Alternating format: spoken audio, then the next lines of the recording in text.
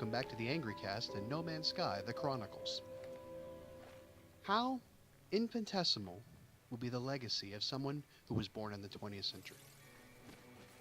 I often wonder about the effects of our lives on those who have come before us on this planet. Stonehenge, Easter Island, the pyramids, the Nazca Desert drawings, these are all mysteries of history where we're not exactly sure what was the purpose of those designs. In fact, what exactly was being discussed when those responsible stepped back and looked at their creations now finished? Was it for the benefit of them to leave their mark, or was it for us? Were they trying to simply say, Kilroy was here, in some ancient fashion, or were they trying to tell future civilizations something important, heed some kind of warning? But what's past is prologue, and we are now the new builders of a legacy that may never be realized. We've built structures on the beach, a testament to our ingenuity of molding sand into castles. We leave monuments of our gritty labors for others to partake, some to take out with their feet, and hopefully they take delight in our design for a brief moment in time. But ultimately, the beach, like a giant etch-a-sketch, shakes itself every day, wiping away our efforts. Once towering castles in the sand, a new day resets the board and allows the next master builders a chance to impress the passerby. But what if no one glances our works in the sand? What if not one person wanders by before the tides reclaim it? Does it ever exist? Does it even matter? So what if we carved our initials into that tree or upon the steel beams of some rusted old bridge that spans over a river in our hometown? So what if we tag a water tower or a train car with graffiti? Someday that mighty maple may fall, a casualty of Mother Nature, or that bridge may crumble due to the elements, only to be rebuilt anew, sans scratched in symbols of our defacement. And the graffiti on an overpass could be painted over. And who really gets the chance to read all of the tags on the boxcars as they roll by at a railroad crossing? Well, then what? Our monograms go unnoticed, forgotten in time. We lose a foothold on our past with our legacy erased. Of course, these acts are all kind of destructive. They hurt nature. We should build things, not deface them. But even then, over time, those structures could be wiped from memory with a wrecking ball or some evil plot. Our history books and the internet preserve those images, indelible in our minds and hearts for generations to come. But still, the memories get corroded, and history gets morphed into something different, a narrative told by one side, possibly to blame the other. Of course, this only matters to the legacies built by those with the presence. Those items are on display for a reason, and knowledge of their dedication is made public.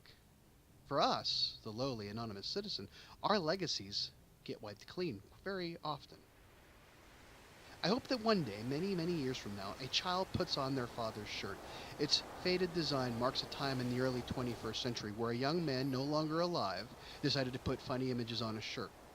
And perhaps a younger man bought that shirt, wearing it with pride, and held it up over the years, until he had a family all of his own, and while that shirt no longer fits him, his young son or daughter can run around in the faded and cracked ink-marked shirt, still giving their father a smile, remembering when he bought it so many years ago. And one day, when a new generation comes up with a better idea for sharing content among viewers, and the servers of YouTube are wiped and scrapped, and the last remnants of these videos will be lost to time, even the raw footage and files from their recordings will no longer be able to be viewed because we've moved on to different, more efficient means of compression and storage of digital media. Today's MP4s are yesterday's 5¼ inch floppy disks. Centuries from now, an archaeologist may come across a box of these thin black squares and wonder what the faded words lemonade stand or doom.exe means. What will be the legacy of Chocolate Rain or Keyboard Cat when no one is able to view those videos in the 22nd century? And as for gamers, we spend time and money on a digital footprint, on multiplayer servers long since decommissioned.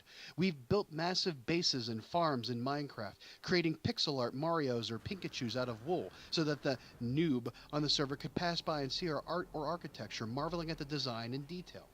Even I have given money to a server which no longer exists. I've built many structures costing me countless hours, only to have them wiped away after the mods went away and stopped hosting the server. The videos of these structures, while still on my channel, harken to a time when I was still early into YouTube creation and not really knowing how to best present or edit the content that I put out there. In GTA, we built empires and acquired clothes and vehicles, but those were all temporary fixtures as newer titles were released and support for the old was removed. The money gamers spent on shark cards to amass all this material wealth inside the game are going to be gone with a command line of execution and finality.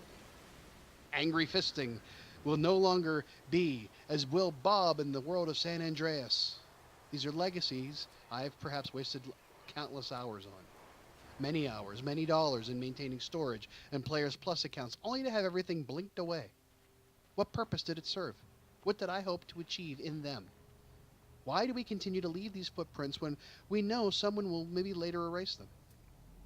It's a perfect rabbit hole to climb down as you play a game like No Man's Sky, where in essence the game wants you to be found. Perhaps not physically, or maybe even literally, but your mark in the game is left to be witnessed. Of course, as the game continues to morph and update and become something further away than what it initially started out as, our digital footprint on the universe is being wiped clean from the servers like a sandcastle, and one day, maybe a year or maybe decades from now, no one will ever see how you named your first discovery, Planet McPlanetface. As the next update gives us the option of building bases where anywhere and in any quantity, and I'm laughing as I come across the many footprints, little messages from other explorers screaming out into the void. Their messages like little Kilroy was here moments as I pass through on my way to completing some other mission. And as new players wander by, they may see some half-constructed abandoned base, a simple checkpoint for me to find my way back along the landscape of some world I've marked up in an effort to cash in on the resources of this world until I find the perfect location in which to build my ultimate base, only to have it wiped away from existence by the next update, or perhaps one day gone forever when Hello Games turns down the servers. What do we hope to accomplish by making marks in the dirt or on the sides of buildings which can be erased with ease? How do you want to be remembered when our digital feats and discoveries can be wiped away with impunity? Why do we care?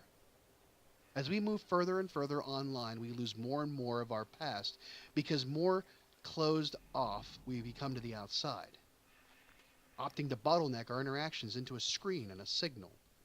There's a real chance that if we were to digitize our entire history and all of our accomplishments, we could lose them if something happens. If the power goes out, we lose everything. If some kind of attack occurs that wipes our data, we could lose our entire past. No more Kilroy was here, and no more ask not what your country can do for you. I've worked in knowledge management. I know what it's like to be in an organization where the greatest wealth of information is held close by a very few individuals. The tribal knowledge that could help solve today's problems and prevent tomorrow's is closely guarded because by giving up that ownership, the owners of it feel as if they will become obsolete and no longer useful. We didn't get to space by having a few mathematicians say, it's easier if I just do it for you. But it's even more than that.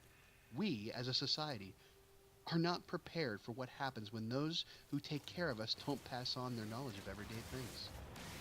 Farming or basic maintenance or even how to function as an adult, manage finances is something that we really don't pass on very well, and we don't teach it well in schools. Education is the most powerful legacy we can pass on to these generations, and it's taught word of mouth or written. Yes, technology can help mobilize and shape the message. It can help deliver it. But it cannot be the system of record when it comes to our past. That we must write down and teach to the youth. We must cut through all of the fake news and partisanship and pass along the details and facts that will keep us from losing ourselves completely. This is the carving on the tree that we need. This is the graffiti on the water tower we should embrace. We need to have more than a legacy of binary dust, to have blown away by the winds of ignorance or short-sightedness. We need to learn from our past or we will forever make the same mistakes. Those who fail to learn history are doomed to repeat it, is something we've often said. And that legacy of dust can be gone.